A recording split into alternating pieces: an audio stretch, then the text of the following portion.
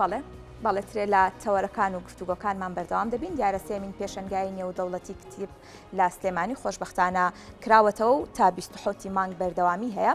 تایبەت بە پێشەنگایە و هەروەها گرنگی ئەم پێشەنگایە لە پایتەختی ڕۆشنبیری و سەردانیکردنی خوێنەرانی کورد دەچینە لای زۆر بەڕێز کاک حەسەن ڕەحیم کە بەڕێزیان ڕێخەری فستیڤاڵی نێودەوڵەتی کتێبن لە سلێمانی. کا حەسەن بە خێراتی ئەم کاتت باش بێ. بەخێر بێ. کا حەسەن سەرتا لە گرنگی ئەم پێشەنگایەوە دەست پێ بکەین بۆ پایتەختی ڕۆشنبیر و بۆ خوێنەرانی کورد گرنگەکەی لە چیدا دەبینیتەوە ئاماژەی پێ بدەیت. سەرەتا بەنای خۆی گەورە سپاس بۆ ئێوە، سڵاو و ڕێز بۆ بینەران و خوێنەران بەگشتی. لە ڕاستیە پایتەختی ڕۆشنبیری کۆڵێ ناوی خۆی بەخۆیەوەیەتی و دوجار گرنگە کە لە پایتەختی ڕۆشنبیریدا پێشەنگایکی نێودەوڵەتی کتێب هەبێ بۆی ساڵانە ناوەند و دەستگا بڵاوکراوەکانی جیهان سەردانی ئەو پایتەختی ڕۆشنبیریە بکەن و لەوێ کتێب و نووسراوە نوێکان و مێژوویەکان و کۆن و نوێ لەوێ نمایش بکەن و جارێکی تر واتایەکی زیاتر و جوانتر ببەخشن بە پایتەختی ڕۆشنبیری. بۆیە لە ڕاستیە بوونی پێشەنگایکی نێودەوڵەتی کتێب لە سلێمانیدا گرنگی تایبەتی خۆی هەیە، چونکە هاوکات و هاوتایە لەگەڵ نازناوەکەی پایتەختی ڕۆشنبیری. کا حەسەن زانیاریمان بەرێ لەسەر پێشانگاکە چەند جۆر کتێب بەشدارە لە پێشانگاکە نمایش کراوە و چەند چاپخانە بەشدارن لە پێشانگاکە؟ لە ڕاستیە جۆری کتێبەکان زۆرن لە وەکو ناوەندەکانی کە بەشدارن زیاترن لە 220 ناوەند 200 ناوەند بەرەوسەر بەشدارن. ئەم ناوەندانە لە 14 وڵاتی جیهانەوە بەشدارن. بە ژمارە لاتانە چەند کتێب ئەوەی کە تا ئێستا داتیان بە ئێمە داوە بێجگە لە کتێبەکانی کە لە هەرێمی کوردستانەوە بەشدارن کە زۆربیان تا ئێستا داتاکانیان نەداوە بە ئێمە لەبەر هەندێک هۆکار کە ئەتوانم بڵم بەشێکی ئەوەیە ڕانەهاتون لەگەڵ ئەو دۆخەیە کە داتایەکی سەریعیان لە لابێبی دەنە ئێمە و ئێمەش داخلی کۆمپیوتەریکەن. تەنها ئەوەی کە داخلی کۆمپیوتەرەکانی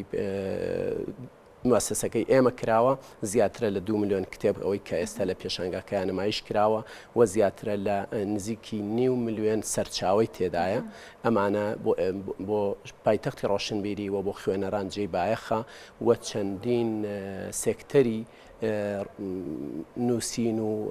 خوێندنی گرتووەتەوە کە بەگشتی پێشانگاکەی ئەمساڵ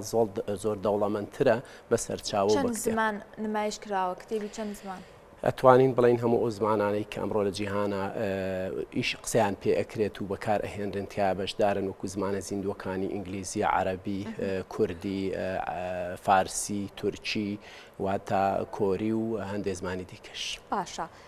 کاک حەسەن دیارە ئەمڕۆ سێمین ڕۆژی پێشەنگاکەیە.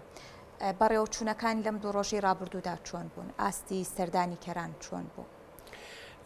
وەکو شێوازی بەڕێوە چوون ئەم ساڵ خۆشبەختانە زۆر باشتر لە ساڵانی پێشوو چونکە ئێمە ساڵ بۆ ساڵ ئەزمون وەرەگرین و لەو ڕاپرسیانەی کە ئەیکەین لە هاوڵاتیان و سەردانی کاران و هەروەها لە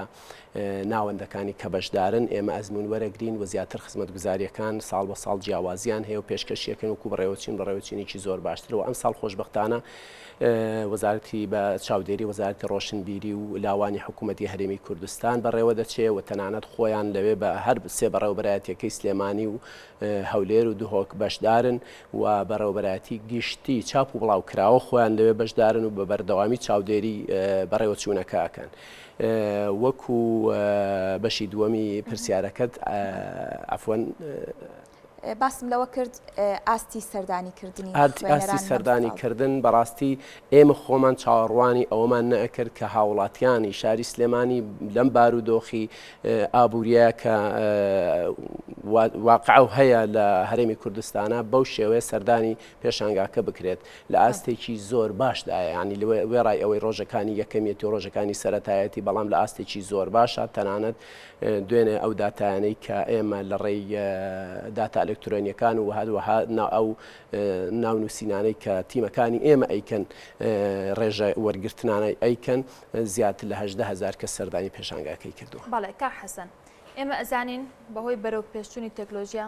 کاریگەی لەسەر هەموو شتێک دروست کردووە گۆڕانکاری لە هەموو شتێک هەڕوویاوە بەڵام خوێنەری ڕاستەقینە تێ ئەگالەوەی کە کاتێک تۆ کتێبێک ئەگری بەدەستەوە لە ڕێگەی کتێبەکەوە خوێنەر ئەبیت تاموتێکی زۆر زیاتر لەوەی کە لە ڕێگەی ئامەرێکی ئەلکترۆنیەوە تۆ خوێنەر بیت و بابەتێک بخوێنیتەوە پێت وایە ئەمە کاریگەری لەسەر خوێنەران دروست کردبێت کە ئاخۆ کەمتر پەنا بەرنە بەر ئەوەی کە کتێبێک بگرن بەدەستیانە و بخوێنەوە سەردانی پێشانگاکان بکەن هەوڵ بدەن بۆ کڕینی کتێبەکان.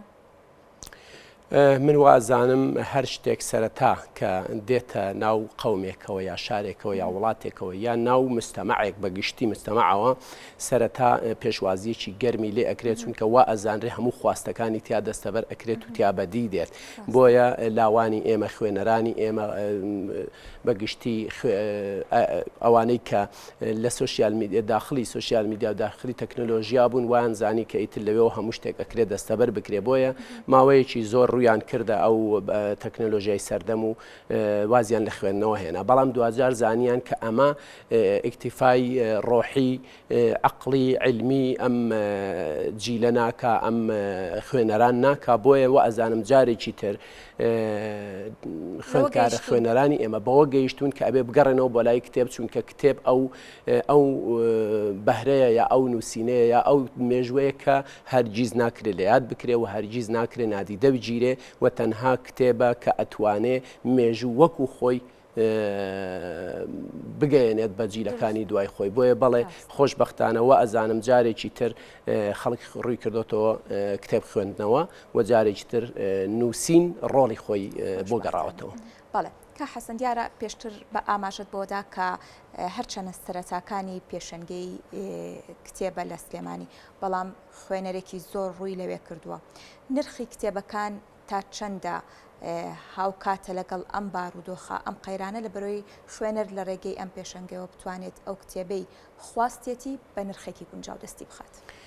بەڵێ دوو بەشە ئەم وەکوڵی جوابەکەی من ئەیچان ئەوەی کە بە دوای کتێبە ئەگەڕێت و ئەهلی واقعی ینی خوێندنەوەیە زۆر گوێی لە ئەوەی نییە ئەوە نیە نرخەکەی چەندە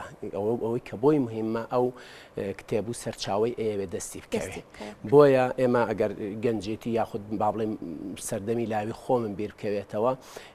لە زۆر شتم ئەجێڕایەوە بۆ ئەوەی پارەی کتێبێکم بۆ کۆ بێتەوە بچم کتێبێکی پێ بکڕم و لە ماڵەوە داینم بیخوێنەوە ئیسفادەی لێ بکەم بۆیە ئەمە بەشێکێتی بەشی دووهەمی ئەو کەسانەی کە تازە دێنە ناو بواری خوێندنەوە و جارێکی ئەگەڕێنەوە ناو کتێبەوە ئەمانە حسابی خۆیان بۆ کراوە بە سپاسەوە ناوەندەکان زۆربەیان هاوکارن لەگەڵمان داشکاندنی تایبەتیان کردووە داشکاندنی لە سەدادەی کەمتیانی لە 120 و بەرەو سەر تا 150 داشکاندن کراوە و ڕۆژانەش ئەم داشکاندانە ئەبنە جۆرێک لە کێبرچێ منافەسە کە ناوەندەکان داشکاندن ئەەکەن بۆ کتێبەکانیان ئەمە خۆشبەختانە کاری ئاسان کردو بە ئەو کەسانێکە توانای مادیان زایفە. بەڵێ کا حەسەن زۆرترین ئەو بابەتانی کە خوێنەر بەدوای ئەگەرەکان بابەتانن لە ئێستا جیاواز لە ڕابردوو. من وازانم وەکو بڵێ بازاڕێکی گشتیە هەمووی هەرکە بەشی خۆی خوێنەری هەیە و خوازیاری هەیە بەڵام ئەوەی کە لاوان بە تایبەتی چینی گەنجان بەدوایە ئەگەڕێن زیاتر ئەو کتێبانن کە وەکو ڕۆمان و ئینگلیزیەکان و زمانە بیانیەکانن بەگشتی ئەوانی کە ئەوان بە شوێنیا ئەگەڕێن بابەتە نەکرد بە سۆزداری بەڵام ئەکسەرەن گەنجێک حەزەکە کاتێکە کتێبێکی بەدەستەوە کتێبێکی ئینگلیزی بێت جۆرێ جۆرەکان دەرخا کە توانای هەیە بەسەر خوێندنەوەی زمانە بیانیەکانە زمانە جیاوازەکانە ئەمە لەلایەکەوە ئەوانەی دیکەش بەشێکی هەرە زۆری کتێبە مێژوویەکان بەگشتی ئەتوانم بڵم ئاینیەکان هەموو ئەمانە خوێنەری خۆی هەیە و ئەوەندەی ئێمە چەند ناوەندێکمان دوێنێ بەسەرکردەوە هەمووی ڕازیە لەوەی کە لەگەڵ ئەوە سەرەتای پێشانگاکەی ڕازیە کە فرۆشی باشی بووە. باشە کا حەسەن ئێستا ئەبینین زۆربەی کات نووسەرە بیانەکان و نووسەرەکانی خۆشمان گرنگی ئەدەن بە هەندێک بابەت بۆ نمونە چۆن دەوڵەمەند ببم چۆن بگەم بەوەی کە ئەمەوێت ئەم بابەتانە لەم ساڵانەی دواییە زۆر بووە پێت وایە کە خوێنەری کورد حەز بکات ئەم بابەتانە بخوێنێتەوە یاخود هۆکار چییە بۆ ئەمە؟ ئەمەش یعنی وەکۆڵی عیبەیەکی تیانی ئەگەر نووسەرێک هاو کات و هاوتا لەگەڵ ئەوە وا خەریکە خۆی ماندوو ئەکاو ئەنووسێ لەگەڵیشیا سوودێکی مادی ببینێت ئەمە هیچ عیبەیەکی تیانە بەڵام زۆر مهمە کە ئەو نووسەرە بتوانێت بزانێ ئەو جیلە ئەو خەڵکە چی پێویستە چ زانیاریەک لە چ ڕوویەکەوە بتوانێت ئەم نووسینەی کە ئەو نووسێتی تەنها پارەپیاکردن نەبێت سوودگەاندنیش بێت ئەمە زۆر مهمە ئەمڕۆ لە باری گەشەی مرۆیە ئەو بابەتە زۆر بەرچاو ئەکەوێت لە باری گەشەی مرۆیە وە لە هەمان کاتیشا فعلەن پێویستیشمان پێیەتی بۆیە بەڵێ ئەو کتێبانەی کە بۆ با بڵین جۆرە لە بزنسیش بەکاردێن هەیە بەڵام هاوکات کتێبە بازارگەریەکان کتێبی مارکێتینگ و بەگشتی هەموو ئەوانەی کە گەشەی مرۆین ئەمانە پارەش پەیاکەن لەگەڵ ئەوەشا پێویستیشن بۆ جیلی ئەمڕۆ. باشەکە حەسەن هەڵبەتە پار بۆ بابەتێکی ڕۆژنامەوانی من لە کتێبخانەکە بوو کاتێک کە هاوڵاتیم ئەدوان گرفتێکیان هەبوو. باسییان لەوە دەکرد ئەو کتێبانەی کە زانستین بە تایبەتی سەرچاوە زانستیەکان بە زمانی کوردی دەست ناکەون و زیاتر گرفتەکە بۆ ئەو کەسانە بوو کە تەنها زمانی دایک دەزانن و لە هاوکات لەگەڵ ناوەندەکانی شاب ئەو وتوەژەمان کرد کە ناوەندەکان هەندێکیان هەوڵ دەدەن ئەو سەرچاوانەی کە با بڵێن زانستین بیخەنە سەر زمانی کوردی لە دوێمین پێشەنگەی نێودەوڵەتی کتێبدا هەنگاوەکان لە پار چۆن بوون و ئەم ساڵیش تا چەندە ئەو ڕێکەوتنە هەیە لە بینی کتێبخانەکانی ناوخۆ هەروەها دەرەوە لەبەری هەندێک سەرچاوە وەربگێڕنە سەر زمانی کوردی بە تایبەتی سەرچاوە زانستیەکان و لە هەمان کاتیشدا هەندێک کتێبی کوردی وەربگێڕدرێتە سەر زمانی بیانی لەبەری خوێنە ینی نووسەرانی کوردیش بە دەرەوە بناسێنرێ. بەڵێ لە هەردوو بوعدەکەوە هەردوو بوارەکەەوە ئیش کراوە ئەمەش دیسانەوە ئەگەڕێتەوە بۆ سەر عەرز و تەڵاب کاتێک کە ساڵ بە ساڵ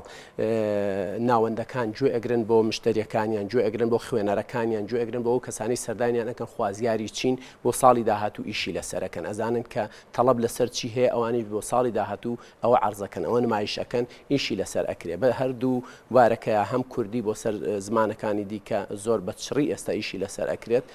مێژووی کورد و هەموو ئەو کەلەپور و کتێبانەی کە لە نووسەرە کوردەکان ئەینووسن وەرە جێڕە بۆ سەر زمانەکانی دیکە و لە هەمان کاتیشە ئەو کتێبانەی کە خوێنەری کورد پێویستێتی بۆ سەر زمانی کوردی زۆر بە جددی ئیشی لەسەر ئەکرێت و ئێستا زۆر ئەم ساڵ بە ساڵ ئێمەش هەر بە هەمان شێوە ینی ئەبینین ئێمە هەموو ساڵێک ڕاپرسیەکەین لە بینی هەم هاوڵاتیان و سەردانی کاران و خوێنەران کە سەردانی پێشانگا کە ئەکەن ڕۆژانە ڕاپرسیمان هەیە خواست لەسەر چی هەیە دەستت کەوتو یا دەست نەکەوتووە ئەوەی کە دەستی نەکەوتۆ ئیشی لەسەرەکەین کە ساڵی داهاتوو بۆی دەستەبەر بکەین وەشی کە دەستی کەوتووە ئەزانین کە خواستەکەمان توانی و دەستەبەر بکەین و هەم ناوەندەکانیش بە هەمان شێوە ئیشی لەسەرەکەن بە هەمان ڕاپرسی ئەمە لە ناوەندەکانیش ئەپرسین